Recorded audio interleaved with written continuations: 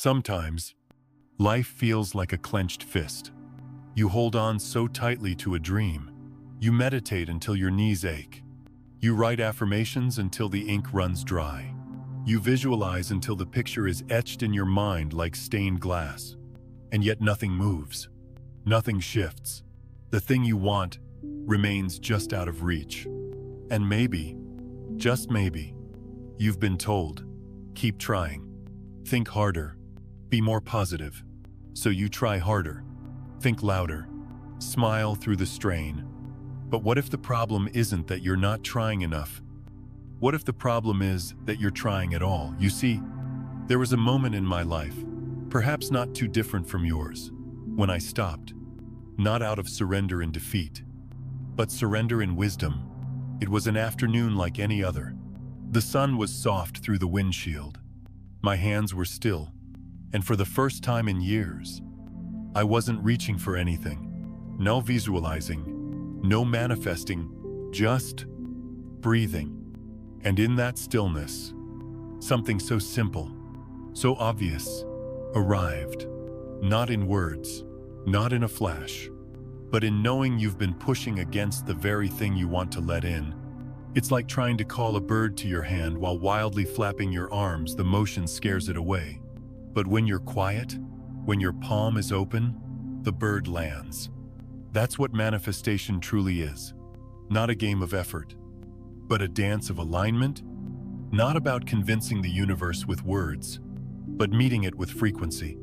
And here's the paradox that undoes so many of us. The more we chase what we want, the more we signal that we don't yet have it.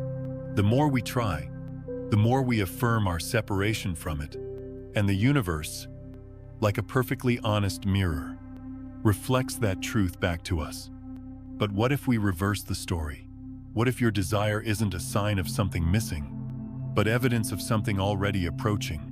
What if, instead of running toward it, you simply allowed it to arrive? Because your desire isn't out there.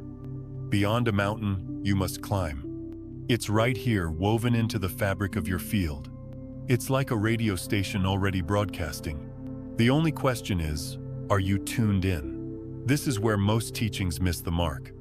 They give you tools to chase, techniques to manipulate, but they rarely teach you how to receive. And receiving, my friend, is a sacred art. It requires stillness, trust, a kind of inner relaxation that feels almost rebellious in a world addicted to striving. Think of a river. It doesn't force itself to the ocean. It doesn't argue with rocks or hills. It flows. That's the nature of energy when it's unblocked. When it's not doubting its direction, you, in your most natural, unguarded state, are like that river. But the mind tries to build dams. It says, we're not there yet. We're not enough yet. And in that very thought, the flow slows. But the river doesn't need to become more water to reach the sea. It only needs to stop resisting its own path. You already are the frequency of what you're calling in, not in the future, not when you've read more books or healed every wound. Now, right now, the only shift required is internal, a remembering, a return. And when you let go of the grasping, when you stop begging the universe to deliver, something magical happens. You feel it arriving, not because you chased it harder, but because you finally got still enough to feel its presence.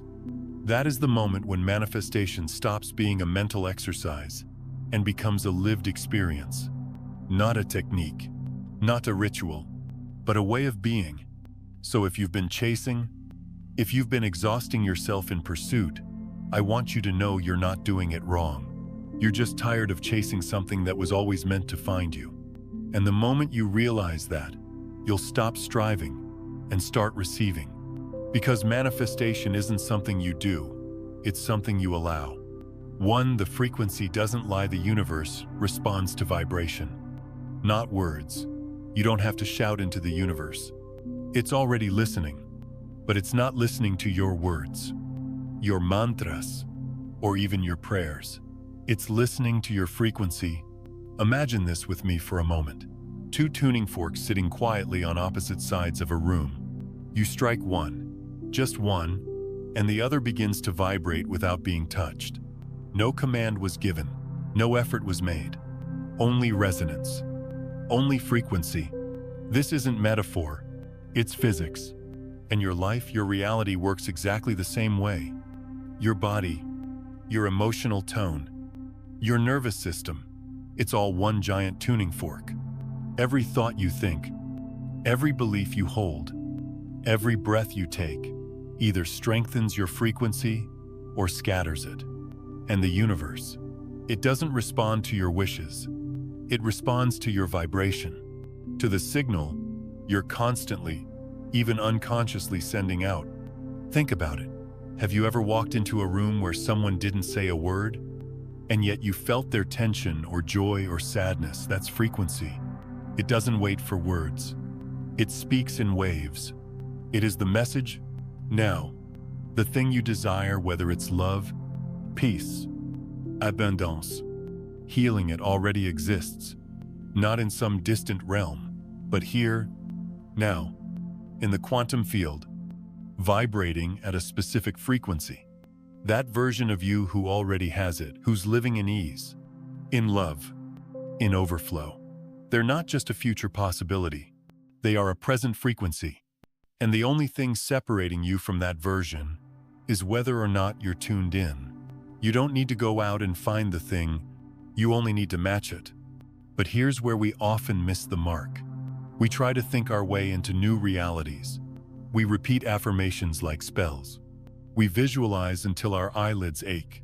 But if the body, the emotional field is still vibrating in fear, lack, urgency, then that's the frequency the universe responds to. It's like calling a friend but leaving your phone on airplane mode. You're speaking, but the signal never lands. The universe is not withholding. It is not testing you. It is simply echoing you. So if your life feels stuck, if your dreams seem delayed, ask yourself gently, without blame, what am I really vibrating? Is it trust or tension? Is it already having or still lacking? Because you cannot trick the field. You cannot fake coherence. The frequency doesn't lie, and that's not meant to make you feel ashamed. It's meant to free you. Because now you know, you don't need to say the right words. You don't need to please the universe. You only need to come back into alignment with yourself. Think again of the tuning fork. It doesn't effort. It doesn't plead. It just is. And in its being, the world around it begins to resonate. That's your power. Not in doing more, but in being more coherent. You are not here to force reality into shape. You are here to remember who you already are, to clear the static, to soften the grip, to trust the tone of your truest self. And when you do, the right people, the right timing, the right opportunities, they don't need to be hunted down. They find you because energy seeks itself, because the universe doesn't follow commands, it follows coherence. So if your frequency has been fractured by doubt, by fear, by stories that say, "I'm not ready," let this moment be your turning point. Not because you tried harder, but because you stopped pretending and simply returned. Return to the truth that what you seek is seeking you, and it knows your name not by your voice, but by your vibration. 2. Nervous system. Safety is the foundation of manifestation. Sometimes it's not your thoughts that are holding you back. It's your body that doesn't feel safe to receive what you're asking for. You might say to yourself, "I'm ready to be wealthy," or "I'm open to deep love," or "I want to live in complete freedom." And maybe part of you truly believes that. But if your nervous system doesn't feel safe with those experiences, you won't let them in. Not because you don't deserve them, but because a deeper part of you, the part wired for survival, has associated those very things with risk. You see, manifestation doesn't happen in your mind alone. It happens through the full instrument of your being, and your nervous system is the conductor. Let's take an honest look. If you grew up watching money bring arguments, stress, or instability, your body might still hold the memory that wealth equals conflict. If you were once betrayed or abandoned in love, Your body might quietly decide that being alone is safer than being vulnerable. If you've spent your whole life overworking just to survive, true freedom might feel unfamiliar, and unfamiliar often equals unsafe. So what happens? You visualize abundance. You affirm that love is coming. You declare freedom as your birthright. But underneath those affirmations, your body flinches. There's a quiet tension, a subtle resistance, a protective reflex. And because the universe doesn't respond to your words, it responds to your vibration. That resistance becomes the dominant signal. It's like trying to welcome guests into your home while the front door is still locked. That's why nervous system work isn't separate from spiritual work. It is the spiritual work. Because your body holds the keys, and it will not open the door unless it feels safe. So how do you shift that? How do you help your body feel safe enough to receive more than it's ever known? The answer is not more effort. It's not louder affirmations. It's not about pushing past discomfort. It's about teaching your nervous system that having is no longer dangerous. That wealth doesn't have to mean pressure. That love doesn't have to mean pain. That freedom doesn't mean you'll be abandoned. It begins with small, repeated moments of embodied safety. Like pausing during your day to breathe deeply, not because it changes your thoughts, but because it changes your state. Like noticing the spaces in your life where abundance already exists. Warm water, a kind smile, a full fridge. Like letting yourself fully enjoy a simple joy without guilt, without rushing past it. These small moments tell your body, see, it's safe now. And over time, your baseline changes. Having becomes familiar. Familiar becomes safe. And what is safe, you no longer repel. This is why the most magnetic people are not the ones who try the hardest. They're the ones whose nervous systems are at ease. They walk through the world with a quiet knowing, not because they've mastered control, but because they've mastered allowing. They're not chasing their dreams. They're welcoming them in. And you can feel it in their presence, that spaciousness, that groundedness, like an open field that says, life, you are welcome here. That's the real work. Not becoming more worthy, you already are, but becoming more available, more receptive, more safe. So today, ask yourself a gentle question, not from the mind, but from the body. Does any part of me feel unsafe to receive what I'm asking for? And if the answer is yes, meet that part with compassion, not criticism, because that fear was once your protector. It kept you alive when love felt like loss, when money felt like stress, when freedom felt like danger. But you're not in that story anymore. You're writing a new one where joy doesn't have to be earned, one where safety doesn't require shrinking, one where having is as natural as breathing. And the more your body feels safe in having, the more the universe sends you experiences that match that safety. Because manifestation isn't about pulling something in from out there. It's about clearing the space in here so that what's already yours can finally arrive. 3. You don't need to seek, you only need to remember. We live in a world obsessed with the chase. Chasing money, chasing love, chasing meaning, and perhaps most tragically, chasing ourselves. But what if the thing you're looking for isn't in front of you? What if it's behind you, or more precisely, within you, quietly waiting for you to remember? Because here's the beautiful, almost unbearable truth. What you seek is not in the future. It's already here, right now, inside of you. But you've forgotten, not because you're broken, not because you're flawed, but because the world taught you to forget. It taught you that worth must be earned, that joy must be delayed, that who you are is not yet enough. And so, you began to chase, to become, to strive, to achieve, all in the name of finding something you never lost. It's like searching for your glasses while they're already on your head. The more frantic the search, the further away it all seems. Because the act of seeking assumes something is missing. And the moment you believe something is missing, you create the very gap you're trying to close. But manifestation was never about reaching forward. It's always been about turning inward, about remembering what the noise made you forget, that you are whole, that you are the field, that everything you want is already encoded in your being like a seed waiting for the right condition to bloom. You see, you are not a vessel to be filled. You are the ocean that forgot it was water, the flame that thought it had gone out because the room was dark. But light doesn't need to go anywhere to be seen. It only needs to be uncovered. And so do you. The entire journey of manifestation is not about stacking new truths on top of yourself. It's about peeling away the lies that never belonged to you. The belief that you're not ready, that you're not worthy, that you must do more to become who you already are. You don't need to seek a higher self. You are your higher self underneath the layers of forgetting. It's like the sky on a cloudy day. The blue is never gone. It's just covered.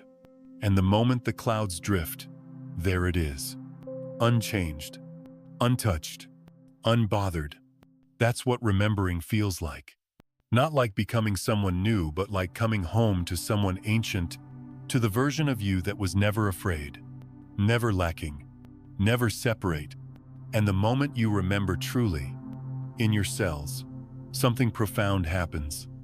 You stop chasing, you stop forcing, you stop reaching, and you start allowing, receiving, buying. Because what was once a desire becomes a memory. Of course I am worthy. Of course I am love. Of course this life is already mine. And in that frequency of remembrance, the universe opens, not because it was closed, but because you finally saw it was always waiting. And here's the deeper layer. When you stop trying to manifest from the belief that something is missing, you become the space where everything missing begins to appear. You become the calm in the field, the silent yes, the inner alignment that collapses the timeline where you don't have into the one where you've always had. Because remembering is not just a thought, it's a vibration. It's when your nervous system says, I've seen this before, this is me. And your life says, welcome back. We've been waiting. So today, if you feel tired of trying, let that be a gift.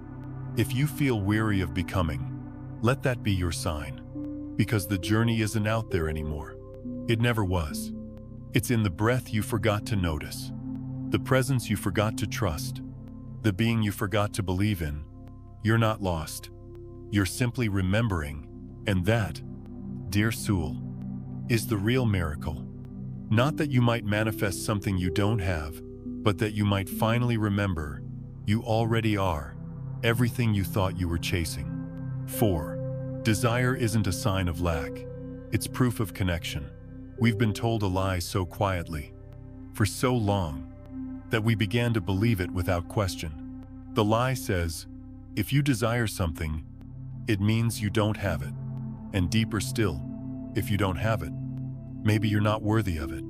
It's subtle, but it's everywhere. It's in the way we talk about dreams like they're distant lands, far away from the smallness of who we currently are. It's in how we speak about manifesting as though we're trying to drag something from the heavens into our hands through effort or strategy. But what if desire isn't about distance at all? What if desire is not a cry of emptiness, but a whisper of memory in the quantum field? Nothing is far. Every possibility already exists. Every outcome, every experience, every version of you is already encoded into the fabric of reality, just waiting for your awareness to make it real.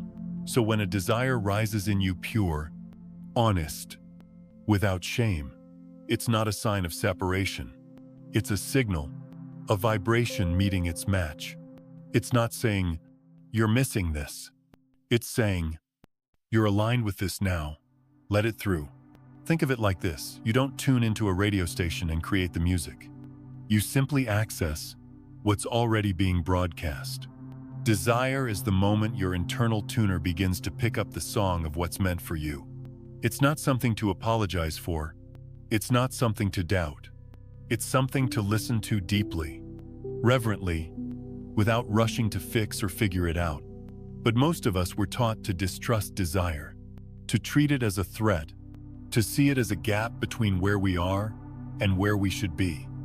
That's why so many of us try to shrink our desires to make them more manageable, less unrealistic.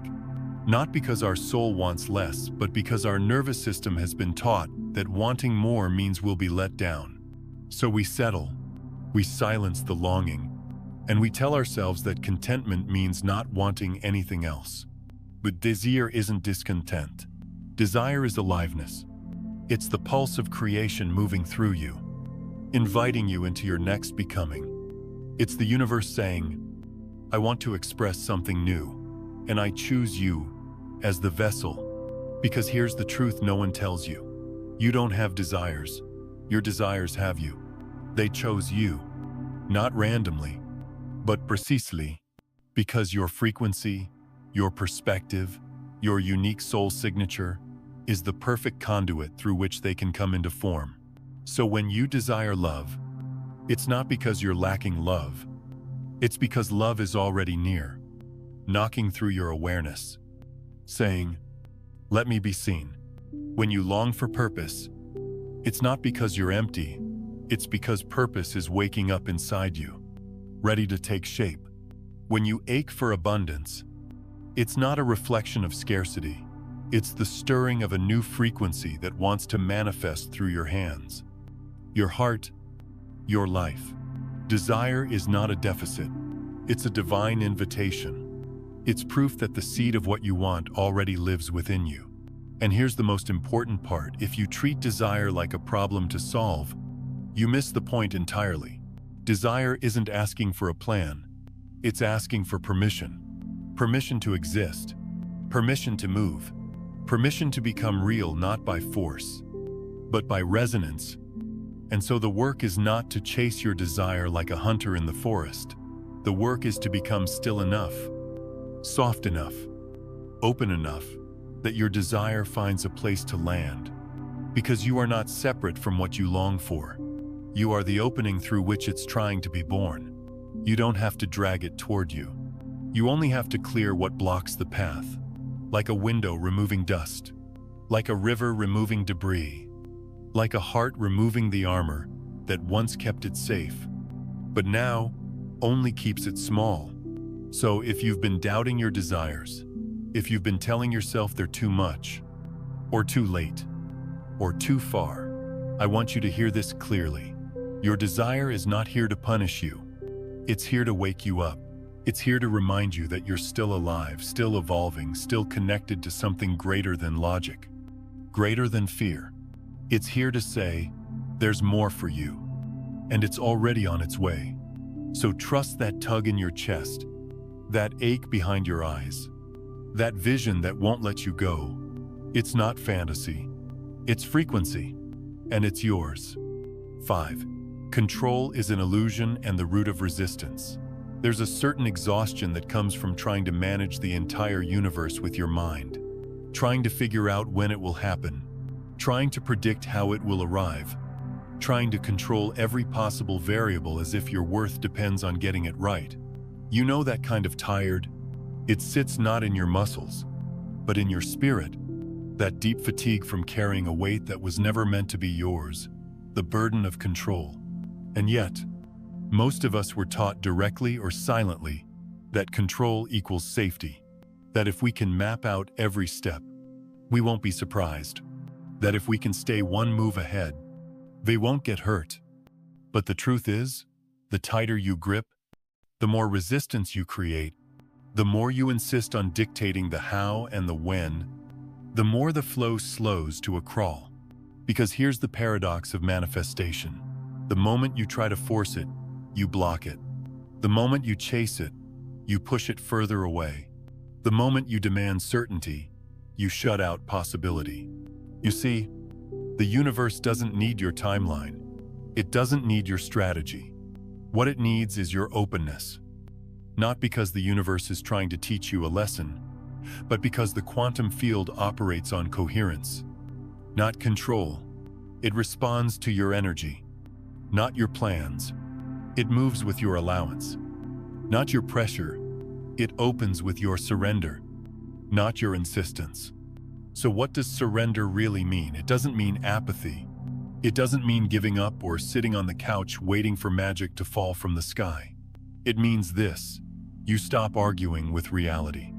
You stop telling the universe, it has to happen this way, and you start whispering instead, I trust the timing. I trust the intelligence.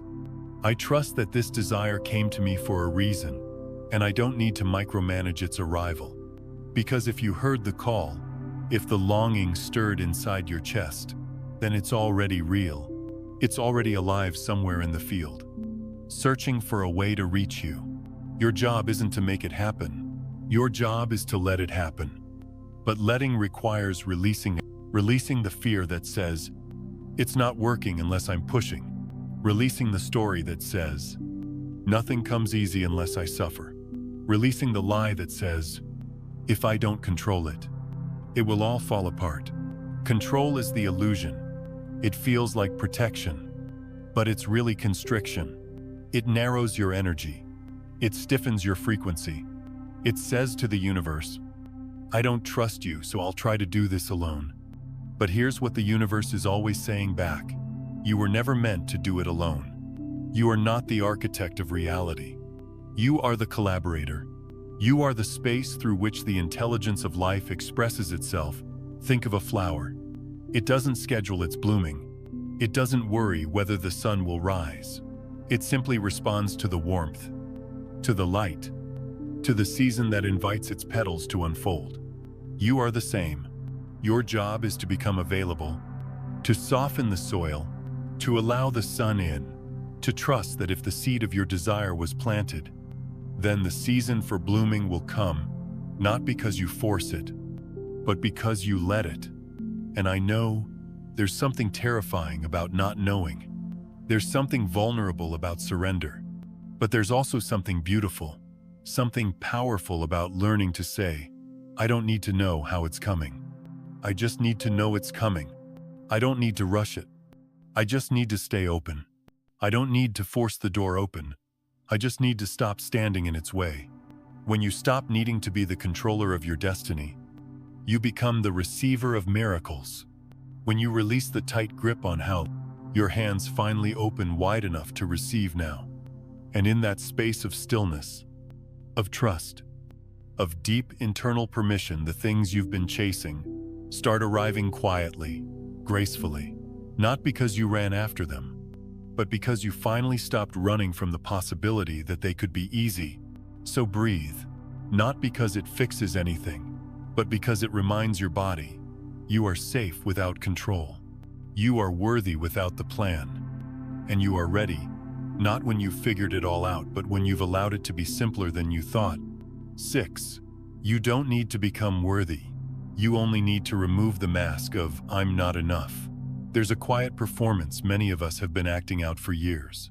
We smile when we're unsure. We say yes when we mean no.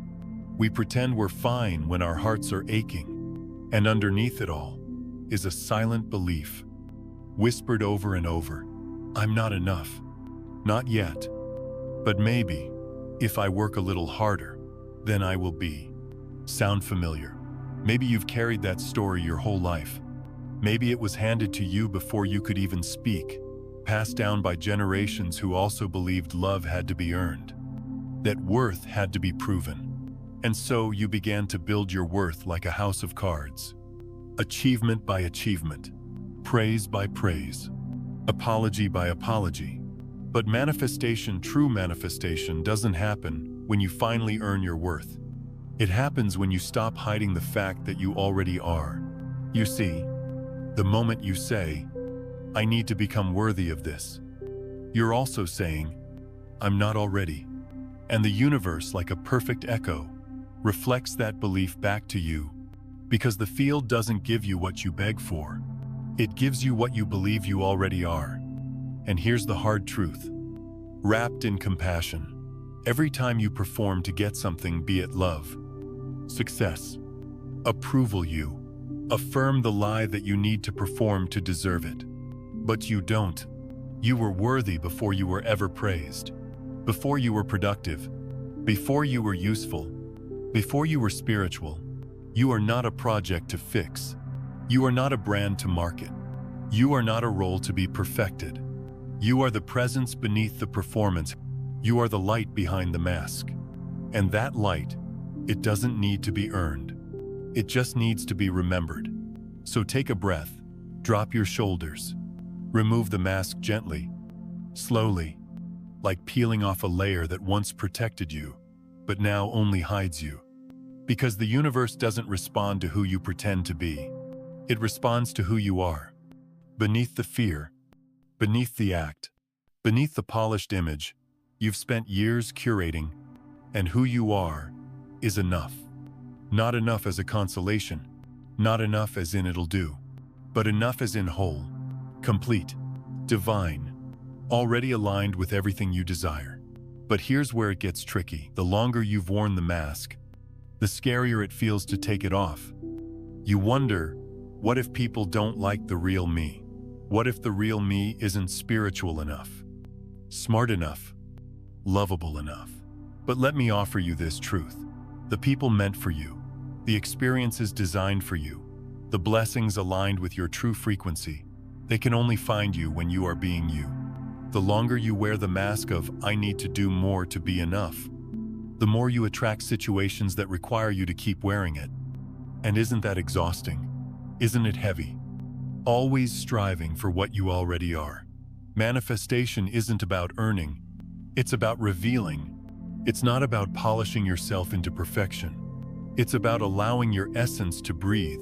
When you show up real soft edges, rough heart, no costume, you become magnetic. Not because you're trying, but because you're true. And truth resonates. It cuts through resistance. It bypasses logic. It sings a frequency so clear that the universe can't help but respond. So if you're tired of trying to be enough, I want you to consider something radical, something sacred. What if there's nothing to prove? What if the only thing standing between you and what you want is the belief that you still need to earn it? Strip that away, not by force, but by honesty, and you'll find something astonishing. You were never the problem, only the mask was. And the moment you drop it is the moment life starts meeting the real you. Not the version that checked every box, not the version that performed her way into approval, but the one who said, this is me, and I am already enough. And in that moment, manifestation becomes inevitable, because the universe doesn't bless who you pretend to be. It blesses who you truly are. 7 thoughts don't create reality, emotion does. You can think about wealth all day long. You can chant affirmations, visualize abundance, and dream in detail about your perfect life. But if deep down, your body is tense, if your chest tightens every time you check your bank account, if your stomach knots when the topic of money comes up, then no matter what your mind says, your frequency is still scarcity. And that's what the universe listens to. It doesn't respond to the words you speak, or the scripts you rehearse, or even the goals you've carefully written in your planner. It responds to your state, your emotional baseline, the signal you're constantly broadcasting through your nervous system. You see, your thoughts are like the surface of the ocean, busy, shifting, often chaotic. But your emotions, they're the current beneath the waves, steady, powerful, and far more influential than we've been taught to believe.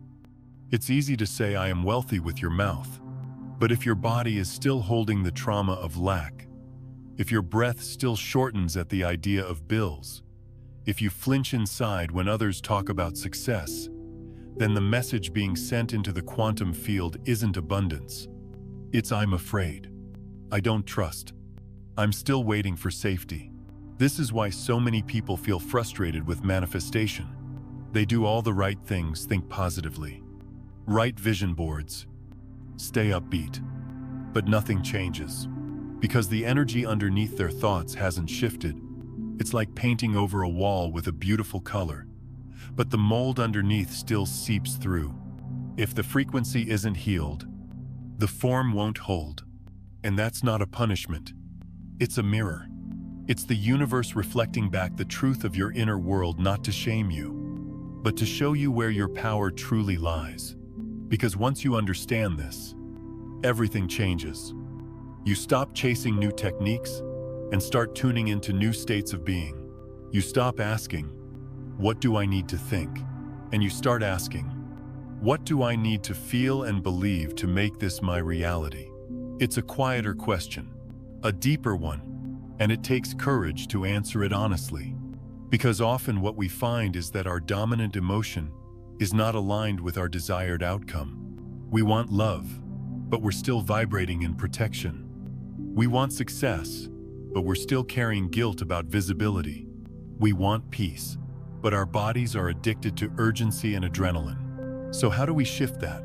Not by thinking harder, but by feeling safer, by softening the emotional body, by soothing the nervous system, by teaching ourselves that we don't need to live in survival mode anymore. The field doesn't respond to what excites you. It responds to what feels normal to you. And most of us have normalized stress, self-doubt, and the energy of not yet. So the work becomes about creating a new, emotional, normal, one that's rooted in peace, in presence, in already having. Imagine walking into a room where someone feels deeply calm, genuinely content. You feel it immediately, even if they never say a word. That's coherence. That's embodied alignment. And the universe, like any resonant system, tunes into that state because it recognizes truth, not surface truth, but the deep truth of who you're being when no one is watching. So today, instead of adding more thoughts to your mind, try tending to your emotions. Instead of repeating, "I am abundant," sit in silence and ask, "Where in my body do I still feel like I'm not?"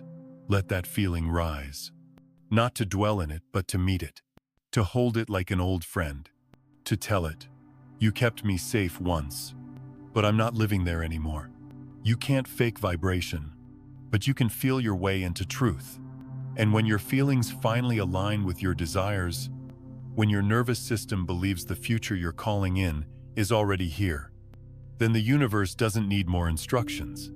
It simply matches your frequency, not because you begged, but because you became a match.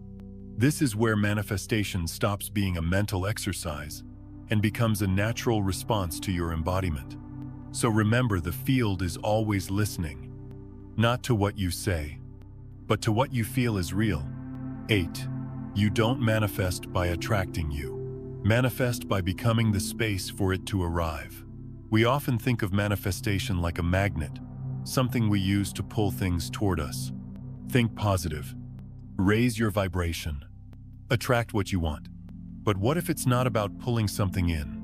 What if it's about opening up, not reaching out to grab something, but clearing the space inside for it to land? You see, you are not a magnet. You are a field, a space, a living, breathing portal through which the quantum becomes physical.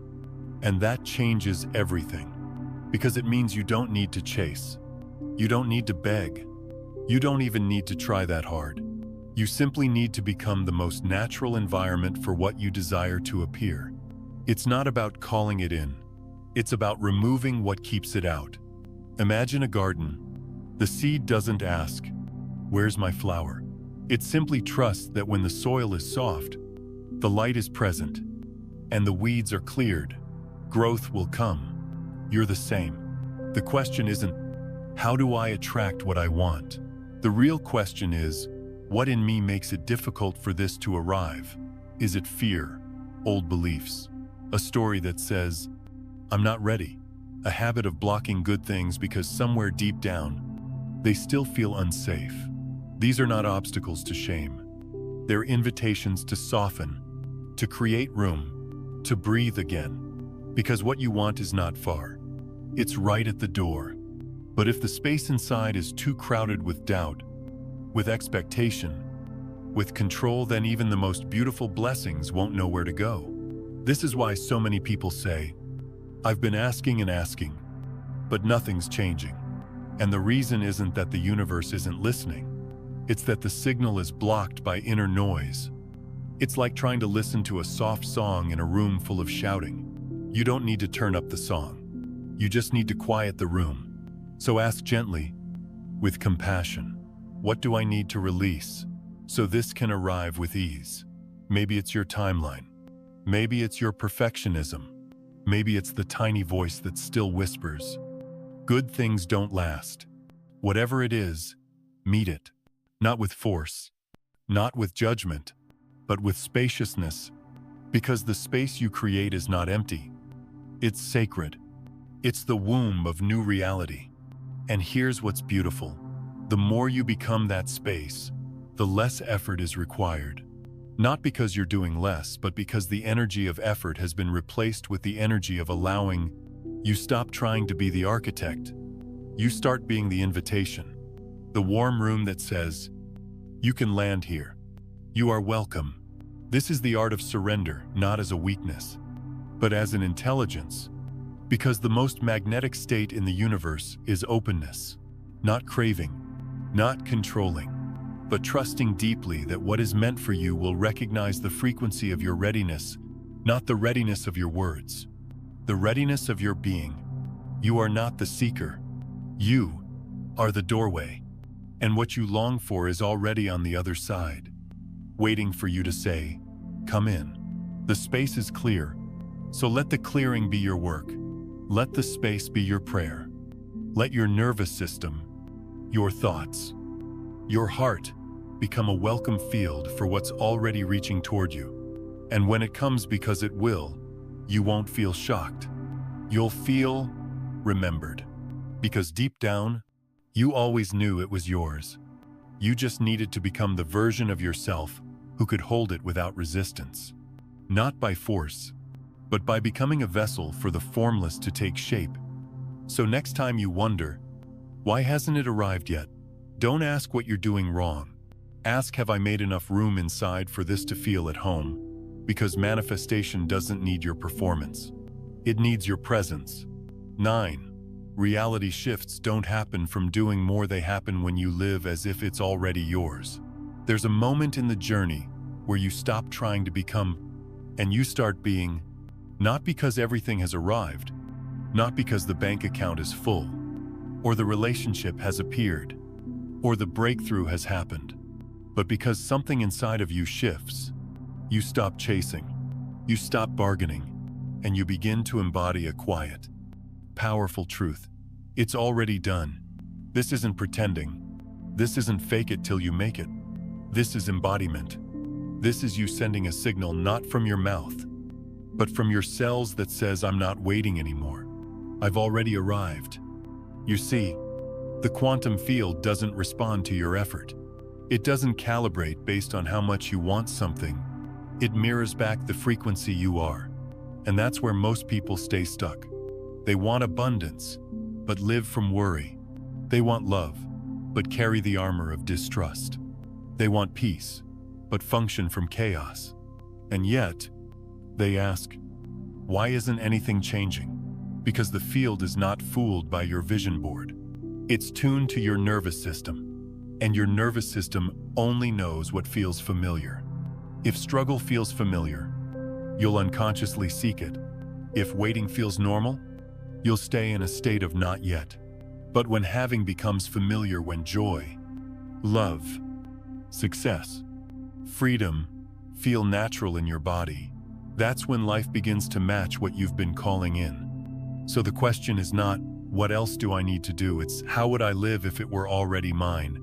How would you breathe if you already felt safe in abundance? How would you walk if you already knew love had chosen you? How would you speak to yourself, to others, to the day ahead? If success wasn't a pursuit, but your current posture, this isn't performance. It's recalibration. It's teaching your inner world to feel what your outer world has yet to catch up to. And when your body, your heart, your emotions, your breath begins to feel at home in that reality, and you collapse the timeline between here and there, you no longer wish for it. You meet it. Because frequency is not created through force. It's cultivated through familiarity. The more often you feel something, the more your system accepts it as truth. Not conceptually, but viscerally. And the universe, it responds to truth. not the kind you speak, the kind you embody. That's why visualization alone isn't always enough. Because while the mind can imagine, it's the body that must believe. And belief is built through repetition, through action, through alignment. So yes, live today as if the dream is real. Not because you're trying to trick the universe, but because you're training yourself to become the version of you that naturally receives it. Start small. Wake up and dress like someone who feels abundant not for the world, but for you. Speak from a place of wholeness, even when no one's around to hear. Make decisions not from fear, but from the clarity of someone who already has. You don't need to be loud about it. This isn't about shouting your faith. This is about becoming so aligned, so internally coherent, that you no longer question whether it's on the way. You know, you felt it, you're living it, and that is irresistible to the field. Because the quantum doesn't care how big your goals are. It cares how deeply you've embodied the state of already being there. So today, let your life be the proof, not of effort, but of embodiment. Don't wait to feel worthy until the evidence shows up. Become so familiar with the version of you who already is, that when the evidence arrives, you simply smile and say, "Of course, I've been living this truth long before it became visible." That's how timelines collapse. That's how new realities emerge. Not with more effort, but with more being. So ask yourself today gently, honestly, what would change if I stopped waiting and started living as if it's already here? And then, begin. Begin not to chase, but to become, because the more real it feels to you now, the sooner reality will recognize you as the one who's ready to receive. Manifestation isn't about building the future, it's about returning to who you already are. At some point, you stop asking, "How do I get there?" And you begin to whisper, "What do I need to let go of so I can come home to myself?" Because manifestation is not about constructing a future. It's not about chasing outcomes or engineering your dreams like blueprints on a desk. It's about coming back, returning to the frequency that was always yours. A frequency that existed before the fear, before the striving, before you were taught to doubt the quiet voice inside that said, "You're already connected. You always have been." This journey is not one of addition. It's not about piling on more affirmations, more meditations, more rituals, in hopes of finally being worthy. It's about subtraction. The gentle removal of every layer that told you you weren't already enough. It's the unlearning of urgency, the soft unraveling of false beliefs, the remembering of a truth so ancient, so simple, it almost feels like a whisper. You are already what you seek. We don't manifest by becoming someone different. We manifest by allowing ourselves to become visible again, to ourselves. Because manifestation doesn't begin in the mind. It begins in the body, in the nervous system, in the silence where no words are needed, only permission. Permission to be open, to be real, to be receptive. You don't need to force anything to come. You only need to stop standing in the way of what already is. You are not the maker of miracles. You are the space in which they appear. You are not the architect of abundance. You are the frequency that welcomes it. And here's the part most people miss. It doesn't happen at the speed of effort. It happens at the speed of readiness. It's not about how hard you work, it's about how much you allow. And you can only allow when you feel safe, when you trust, when you stop performing for what was already yours to begin with. If you sit still long enough and really listen, you may hear something. It won't be loud, it won't be urgent, but it will be undeniable. That quiet truth whispering through your bones. What you want wants you back. It's been circling you, echoing through your longings, knocking on the inner doors you forgot were open. It's not waiting for you to become better, or smarter, or more spiritual. It's waiting for you to be present, to stop reaching and start receiving, to stop asking, "Am I enough?" and start embodying, I am already whole. This is not wishful thinking. This is not spiritual fluff. This is how energy moves, how the field responds, how consciousness, your consciousness, collapses infinite potential into form. So if you've spent your life trying to earn what you desire, I invite you now, gently, lovingly, to stop. Not because your dream is too big, but because it's already alive inside you and it doesn't need you to chase it. It only needs you to say, I'm ready now. I remember who I am, and I trust that what's mine knows how to find me. Let that be your vibration. Not noise, but stillness. Not control, but coherence. Because manifestation isn't magic. It's memory. It's remembering what it feels like to be in alignment with your own soul and allowing the rest of your life to catch up to that vibration. So breathe, not to change anything, but to arrive more fully in the present moment, the only place where anything real has ever happened. And if you need a final reminder, let it be this: you don't need to do more. You don't need to become more. You only need to allow yourself to become the space where it all comes to life. Because what you want isn't coming by force. It's coming by invitation. And you are the invitation.